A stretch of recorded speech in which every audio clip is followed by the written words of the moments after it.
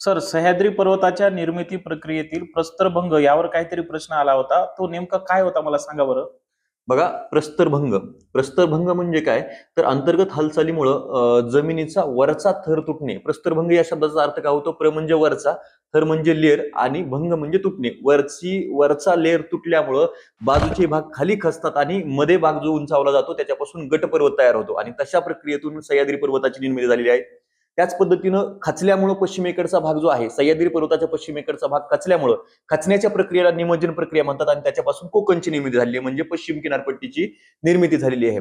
आणि पूर्वेकडचा जो भाग आहे तो सुद्धा खचला, पण त्याच्यावरती भ्रंशमूलक प्रकारचा ज्वालामुखीचा उद्रेक झाला आणि त्याच्यामुळं तिथं ज्वालामुखीच्या संचयनातून जो बेसॉल्ट खडक तयार झाला आणि त्याच्यामुळे या ठिकाणी या पठारी प्रदेशाची निर्मिती झालेली आहे. म्हणजेच पश्चिम किनारपट्टीची निर्मिती ही निमज्जन प्रक्रियेतून झाली, सह्याद्री पर्वताची निर्मिती ही प्रस्तरभंग प्रक्रियेतून झाली आणि पठारी प्रदेशाची निर्मिती ही भ्रंशमूलक ज्वालामुखीच्या उद्रेकातून झाली. आता हा प्रश्न या परीक्षेमध्ये कंबाईन परीक्षेमध्ये विचारला गेला होता आणि PYQ च्या माध्यमातून आपल्याला ते समजून घेता येईल आणि डिटेल आपण बॅच मध्ये पाहूया. थँक्यू.